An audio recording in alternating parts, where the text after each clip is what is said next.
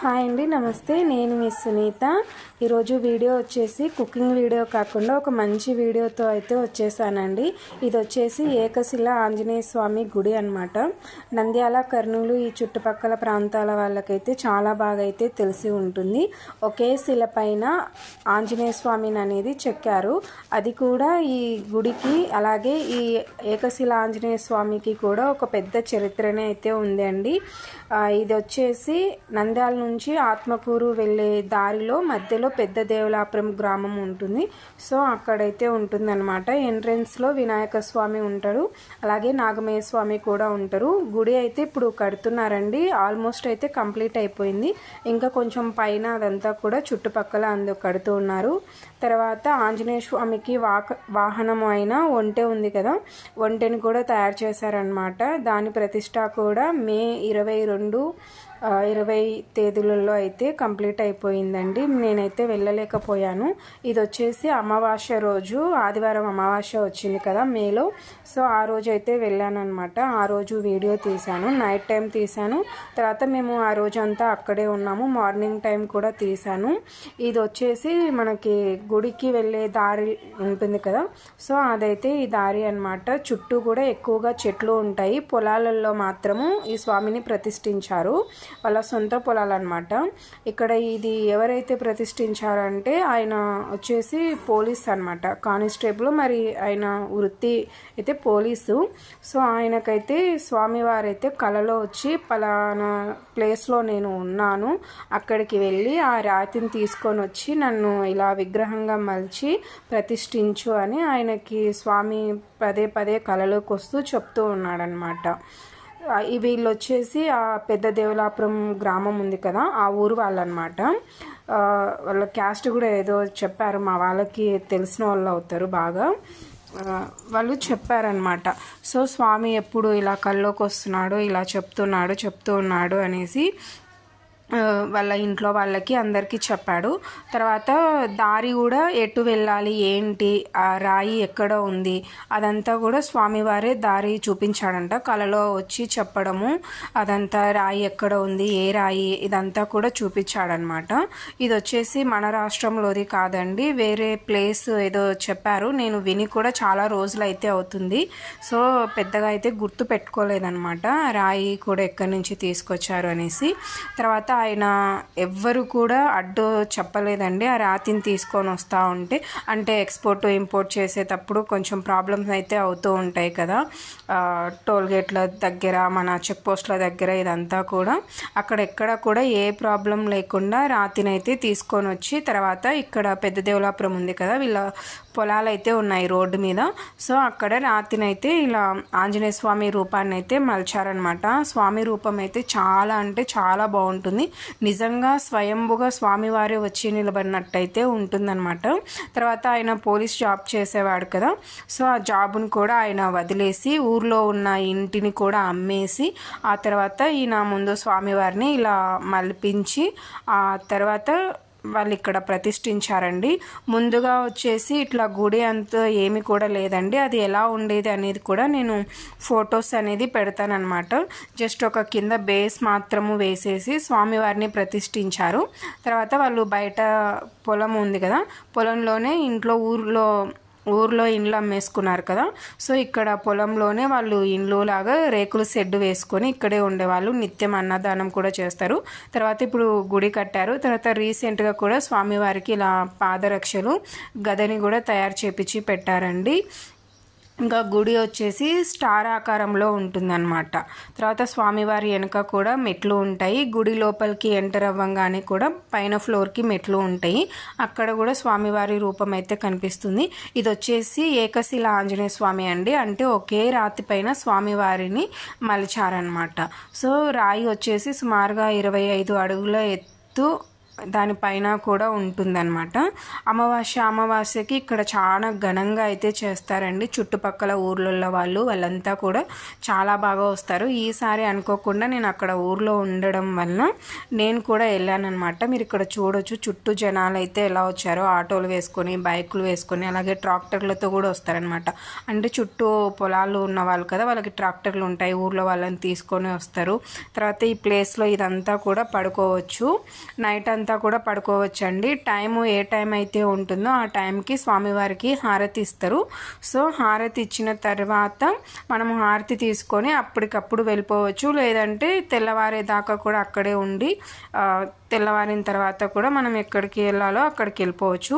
మనకి ఇక్కడ ఏదైనా బోర్ కొడుతుందా, ఏదైనా ఉంటుందా అంటే ఏమీ ఉండదండి. ఇక్కడ చూస్తున్నారు కదా, ఇక్కడైతే అన్నం పెడతారనమాట. అన్నం, పప్పు, కూర, సాంబార్, పాయసము, తర్వాత అరటి పండ్లు కంపల్సరీ, అరటి పండ్లు, వడియాలు, వైట్ రైస్ కావాల్సిన వాళ్ళకి వైట్ రైస్, తర్వాత బగారా రైస్, కూర్మా, తర్వాత పప్పు, చారు, ఇలా అన్నీ పెడతారండి. అమావాస్య రోజు ఒక్క రోజైనా అనుకుంటే కాదండి, ప్రతిరోజు కూడా పెడతారు.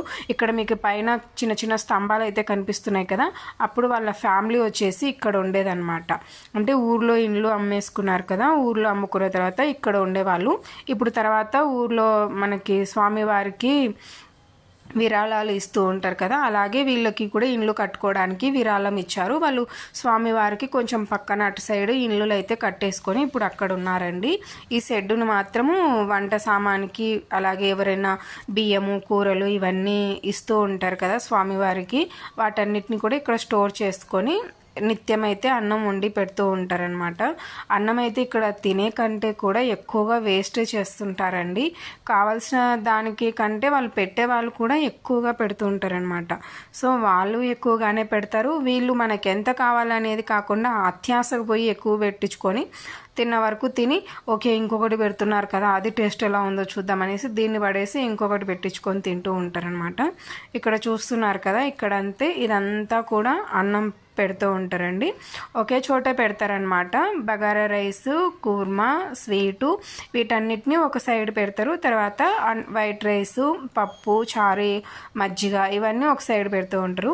ఇది వచ్చేసి గుడి పైన అండి. మేము కూడా వెళ్ళి అన్నం తినేసి, సో పిల్లలు ఉన్నారు కదా పడుకుందాం అన్నట్టుగా మేము గుడి పైకి అయితే వచ్చాము, కింద పడుకోకుండా. దోమలు కూడా ఉంటాయండి కొంచెము. మేమైతే మస్కిటో నెట్ అయితే తీసుకెళ్ళామన్నమాట. ఇక్కడ ఇంకా కన్స్ట్రక్షన్ అయితే జరుగుతూ ఉంది.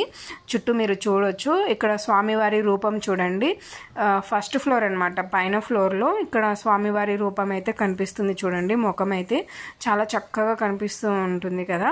మనకి ఎదురుగా సైడ్ కూడా చాలా అంటే చాలా బాగా కనిపిస్తుందండి. చుట్టూ అయితే ఈ విధంగా కన్స్ట్రక్షన్ అయితే చేస్తున్నారు. ఇక్కడ చూస్తున్నారు కదా, మా పిల్లలకైతే మేము మస్కిటో నెట్ అయితే ఇలా వేసాము, కాసేపు ఆడుకుంటున్నారు దాంట్లోన. ఇక్కడ ఏంటంటే అమావాస్య కదా, జనం ఎక్కువగా వస్తారు. ఇంకా చిన్న చిన్న షాపులు ఉంటాయి కదా, షాప్లో వాళ్ళ దగ్గర వీళ్ళు కొన్ని బొమ్మలు అయితే కొనుక్కున్నారు, వాటితోటి దీంట్లో ఆడుకుంటున్నారనమాట. ఇక్కడ చూడొచ్చు గుడి అయితే ఇంకా జరుగుతూనే ఉందండి కట్టడం అయితే. చాలామంది విరాళాలు కూడా ఇస్తున్నారు, జరుగుతూనే ఉందన్నమాట. సో ఇదంతా పూర్తయిన తర్వాత మళ్ళీ ఇంకొకసారి ఘనంగా చేస్తారు.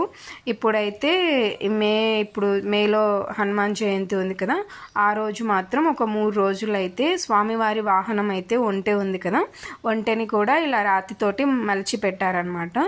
సో ఆ స్వామివారి ప్రతిష్ట అయితే జరుగుతుందండి, ఒక 3 రోజులు జరుగుతుంది. ఇక్కడ చూడొచ్చు స్వామివారు ఎంత బాగా కనిపిస్తున్నారు. మొత్తము కింద నుంచి పై దాకా అయితే ఒకే రాయేనండి, ఒకే బండ పైన స్వామివారిని మలిచారనమాట. కాళ్ళు, చేతులు, అలాగే స్వామివారికి ఇరువైపులా కూడా జై శ్రీరామ్, జై శ్రీరామ్ అని కూడా మలిచారనమాట. చాలా అంటే చాలా బాగుంటుందండి. అందుకే ఈ స్వామికి ఏకశిల ఆంజనేయ స్వామి అని అయితే పేరు పెట్టారనమాట. సో స్వామివారి ఇలా కలలోకి వచ్చారు కదా, వాళ్ళ ఫ్యామిలీ మొత్తము కూడా ఊర్లో వదిలేసేసి వచ్చి ఇక్కడే ఉన్నారండి. ఈ పొలాలు కూడా వాళ్ళవే అనమాట. ఇక్కడ ఒక్కొక్క ఎకర పొలము సుమారుగా ₹1,00,00,000 దాకా పలుకుతుంది అని అంటూ ఉంటారు. నాకైతే పొలాల గురించి పెద్దగా తెలియదండి, మా వాళ్ళు అనుకుంటూ ఉంటే నాకు చెప్తే వినడం తప్ప. అంతటి పొలాన్ని కూడా మొత్తం స్వామివారికి ఇచ్చేసారనమాట. సో వాళ్ళ ఫ్యామిలీ కూడా ఇక్కడే ఉందన్నమాట. ఇక్కడ వచ్చేసి పోతులూరి వీరబ్రహ్మేంద్ర స్వామి చరిత్రనైతే చెప్తున్నారండి. వీళ్ళు వచ్చేసి నైట్ మొదలు పెట్టారు, సుమారుగా 8 o'clock అయిందో లేదోనండి, అప్పుడు మొదలు పెట్టారు. తెల్లవారేదాకా ఆమె ఒక్కతే కథ మొత్తాన్ని ఆమెనే యాక్టింగ్ చేస్తుంది, ఆమెనే చెప్తుంది అనమాట. మొత్తం స్వామివారి చరిత్ర అంతా కూడా ఆమెనే చెప్తుంది.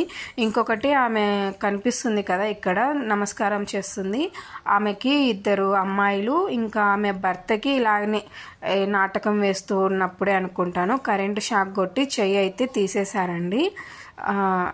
ఇప్పుడు ఆమె ఇక్కడ కింద ఉన్నాడు కదా ఒక ఆయన చైర్లో కూర్చొని, ఆయన వచ్చేసి వాళ్ళ నాన్న అనమాట. సో కాస్త బీద ఫ్యామిలీ అయినండి, చాలా అంటే చాలా. ఇక ఆమె రాత్రి 7:30-8 నుంచి మొదలు పెట్టింది ఉదయం తెల్లవారేదాకా చెప్తూనే ఉంది. పోతులూరి వీరబ్రహ్మేంద్ర స్వామి చరిత్ర అంతా మొత్తం అందులో ఉన్న క్యారెక్టర్స్ అన్నీ కూడా ఈమె ఒక్కతే చెప్తుంది అనమాట.